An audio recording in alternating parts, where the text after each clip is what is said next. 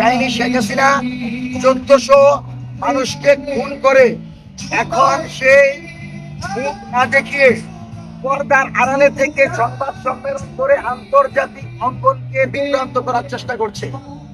আমরা স্পষ্টভাবে বলতে চাই, শেখ হাসিনা হচ্ছে মানবতা বিরোধী অপরাধের দায়ে দণ্ডপ্রাপ্ত আসামি। শেখ হাসিনা হচ্ছে বাংলাদেশের জুলাই গণঅভ্যুত্থানের গণহত্যা। সুতরাং শেখ হাসিনা বাংলাদেশের মাটিতে আর কোনোদিন রাজনীতি করবে না এটা জেনে এখন সে বাংলাদেশকে অস্থিতিশীল করার জন্য মুখ না দেখিয়ে কম্বলের ভিতর থেকে থেকে গুপ্তভাবে দেশ বিরোধী ষড়যন্ত্র চালিয়ে যাচ্ছে।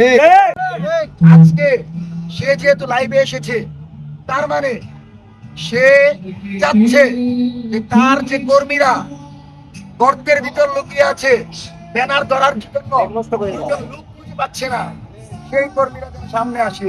কিন্তু শাহবাগের মতো জায়গায় একজন আওয়ামী সন্ত্রাসীদেরকেও কিন্তু আমরা দেখতে পাই না।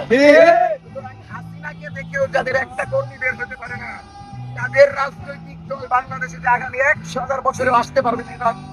ঠিক। সুতরাং যেহেতু সে লাইভে এসে প্রকাশ্যে বক্তব্য দেওয়ার দুঃসাহস করেছে এবং সরকার সেটা বন্ধ করার জন্য কোনো পদক্ষেপ নেয় নাই, সেজন্য উনি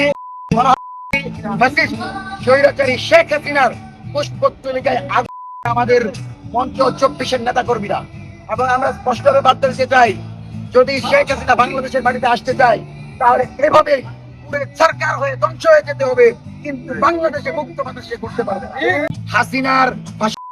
হাসিনার বিচার হোক, সেজন্য আমরা জনগণের পক্ষ থেকে তার পুষ্পতলিকা দাও করবো এবং সরকারকে বলবো সকল প্রক্রিয়া বন্ধ করে দেন এবং এই সংবাদ সম্মেলনে যারা আছে প্রত্যেককে গোয়েন্দা তৎপরতার মাধ্যমে, আপনার গোয়েন্দা বাহিনীর মাধ্যমে ওই ভারতে পালিয়ে থাকা এদেরকে গ্রেফতারের ব্যবস্থা করেন, কারণ তারা সেখানে বসে দিল্লির এজেন্ডা বাস্তবায়ন করে বাংলাদেশ রাষ্ট্রের বিরুদ্ধে ষড়যন্ত্র করে যাচ্ছে। সুতরাং আগামীতেও যদি আলী ভাইয়ের মতো আমাদের হারাতে না হয়, আগামীতেও যদি আয়াসের মতো আমাদেরকে আক্রান্ত হতে না হয়, দ্রুত সময়ের ভিতর হাসিনাকে ফিরিয়ে এনে ফাঁসি ঝুলিয়ে জনগণকে মুক্তি দিবে, সেই দাবি তারেক রহমানের কাছে জানাচ্ছে।